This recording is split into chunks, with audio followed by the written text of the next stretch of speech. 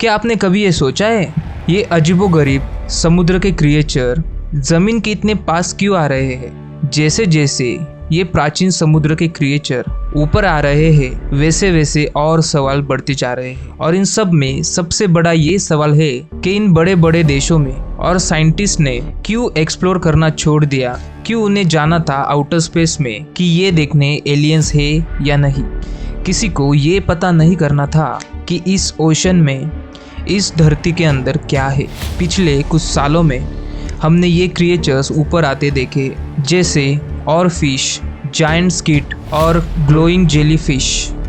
लेकिन अब इनके साथ साथ और भी डीप क्रिएचर्स ऊपर आ रहे हैं। द और फिश, जो कि तलवार की तरह शार्प और सिल्वर होती है, तैरती स्नेक की तरह है। और इस फिश का बीचेस पे आने का सिग्निफिकेंस क्या है, ये मैं आपको थोड़ी देर में बताऊंगा। लेकिन उससे पहले हम एक चीज़ को और नोटिस कर लेते हैं। लेकिन रिसेंटली तुमने एक और फिश को ऊपर आते हुए नोटिस किया होगा सरफेस पे, which is the angular fish. And ये जो फिश है ये डीप सी में रहती है एंड कभी वहाँ से नहीं निकलती। एंड ये एक बात है कि इस चीज़ को गलत तरीके से दिखाया जा रहा है, क्योंकि जो एंगुलर फिश ऊपर आ रही थी वो सिर्फ 6 इंच की थी, लेकिन उसको दिखाया जा रहा है जैसे वो बहुत बड़ी फिश थी। इसका भी सिग्निफिकेंस मैं जस्ट थोड़ी देर में बताऊंगा। जिससे पहले हम चलेंगे केरला, जहाँ पे एक और चीज़ हुई। केरला के एक बीच पे एक इंसान की वीडियो फेमस हो रही है जिसमें वो फिशेस के बीच में नहा रहा है। एंड तुम उसमें नोटिस कर सकते हो कितनी सारी फिशेस बीच पे आ रही है। अब ये फिशेस का बीच पे आना, द और फिश का अलग अलग पार्ट्स ऑफ द वर्ल्ड में, जैसे Australia and San Diego in USA, इन जगहों से बाहर आकर बीच पे आना, एंड एक एंगुलर फिश का डीप सी से एक वाटर सरफेस पे आना कुछ तो इंडिकेट करता होगा। अब केरला वाले केस में ये कहा जा सकता है कि जब भी इतनी सारी फिशेस बीच पे आती है, इसका मतलब है कि आसपास कोई प्रेडिटर है, या तो अर्थक्वेक या कोई नेचुरल डिजास्टर होने वाला है। और जब एंगुलर फिश और ओर फिश की बात करें तो तुम एक चीज नोटिस करोगे कि जब तुम गूगल पे जाते हो एंड लिखते हो द और फिश, तो वहां पर लिखा आता है द फिश ऑफ डूम, क्योंकि और फिश को डूम्सडे फिश बुलाया जाता है। जिसका मतलब कि अगर तुम्हें बीच पर और फिश मिल जाती है, वो भी अलग अलग पार्ट्स ऑफ द वर्ल्ड में, तो शायद इस पूरी दुनिया को किसी न किसी डूम से खतरा है। अब ये deep sea fish, angular fish का ऊपर आना मतलब डीप सी में कुछ बहुत ही खतरनाक होने वाला है। और ये तीनों चीज़ों को कनेक्ट करो तो शायद अर्थ को किसी बड़ी चीज़ों से खतरा है।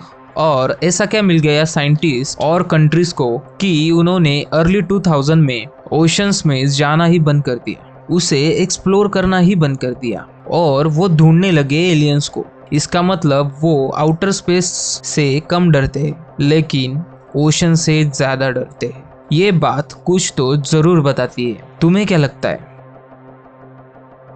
अब रिसेंट टाइम्स के बारे में तो हमने बात कर लिया, लेकिन इस क्वेश्चन का आंसर करते हैं, जैसे कि रियलिस्टिक रीजंस क्या है लेकिन इन क्रिएचर्स के ओशन के ऊपर आने का।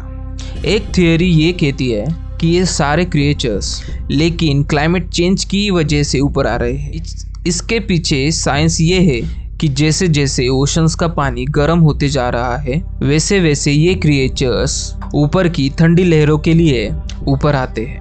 क्लाइमेट चेंज की वजह से, पानी गर्म होने की वजह से इन क्रिएचर्स के हैबिटेट पे असर हो रहा है। डीप सी क्रिएचर्स का घर उजड़ रहा है। दूसरी वजह हो सकती है अंडर वाटर अर्थक्वेक्स और वोल्केनिक एक्टिविटी।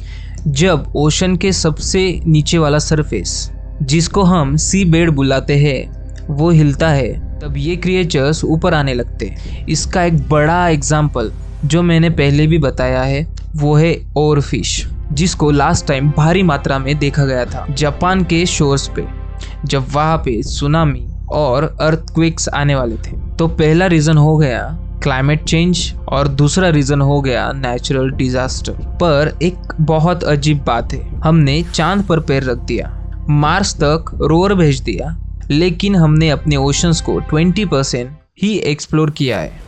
अब कुछ लोगों का ये कहना है क्योंकि ओशन एक्सप्लोरेशन महंगा होता है, नीचे बहुत अंधेरा होता है एंड सबसे बड़ी बात उसमें प्रेशर बहुत ज़्यादा होता है, जिसकी वजह से जो इक्विपमेंट्स नीचे के लिए बनाए होते हैं उनको बनाने में बहुत ज़्यादा पैसा लगता है।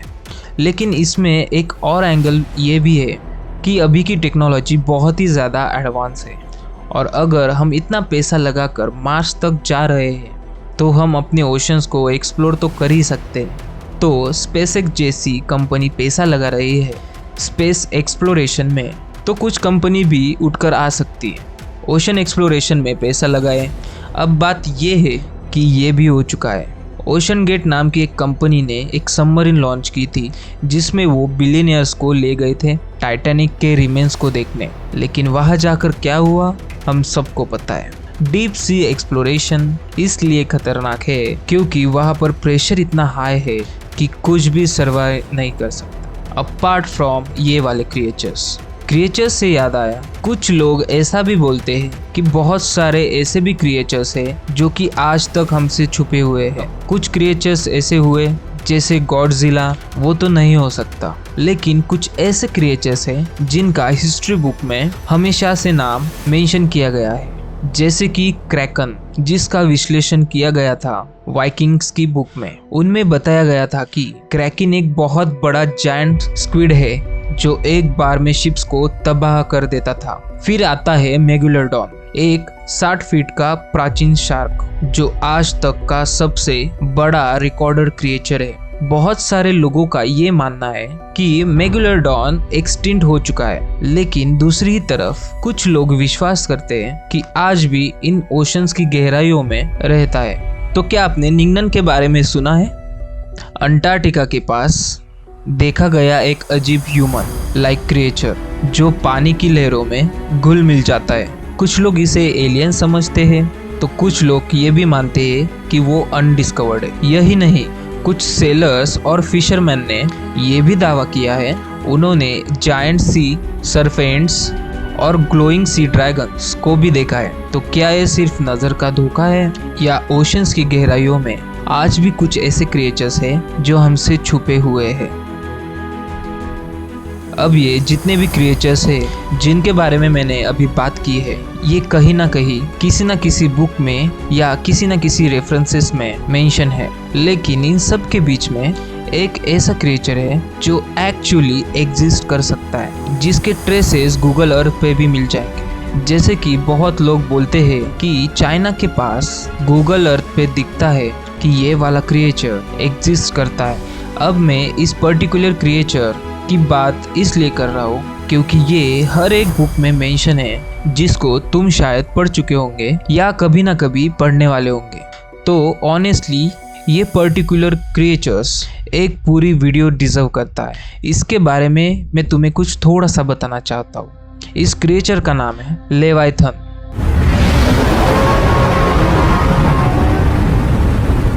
एक बहुत ही बड़ा आर्मर्ड डिस्ट्रक्टिव सी मॉन्स्टर जिसकी आइडेंटिटी और एग्जिस्टेंस पूरी तरीके से एक मिस्ट्री में बदली हुई है। और बहुत लोग बोलते हैं कि लेवाइथन इतना ज़्यादा हॉरिफाइंग है कि वो एग्जिस्ट नहीं कर सकता, क्योंकि लेवाइथन इस अर्थ का सबसे बड़ा क्रिएचर हो सकता है। लेवाइथन को बताया गया है कि एक ऐसा क्रिएचर जो कि एक साथ हजारों शिप्स को निगल सकता है, लेकिन इसका एग्जिस्टेंस का प्रूफ हर हिस्ट्री बुक में मेंशन है। तो क्या ये फिशेस और क्रिएचर्स जो ऊपर आ रहे हैं कहीं लेवाइथन के वापस जगने की वजह से तो नहीं आ रहे? तो अब इसके एग्जिस्टेंस का फिजिकल प्रूफ तो बिल्कुल भी नहीं है इस अर्थ पे, तो लेकिन क्या पता ये एग्जिस्ट करता हो।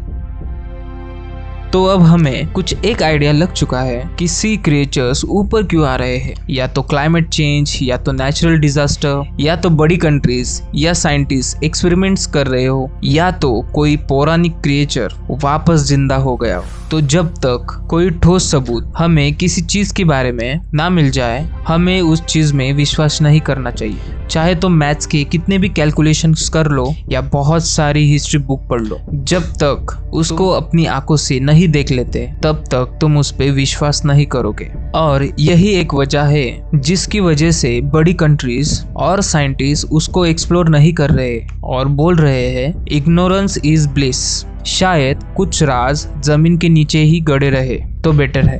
अब डीप सी क्रिएचर्स का ऊपर आना सिर्फ एक वार्निंग है या एक पहेली, इसका जवाब तब तक नहीं मिलेगा जब तक हम इसको एक्सप्लोर नहीं करेंगे। तो आप सब इस समुद्र की राजों को जानने की हिम्मत रखते हैं या फिर कुछ पहेलियां सुलझाए बिना ही अच्छी है? कमेंट सेक्शन में ये चीज़ तो ज़रूर बताना।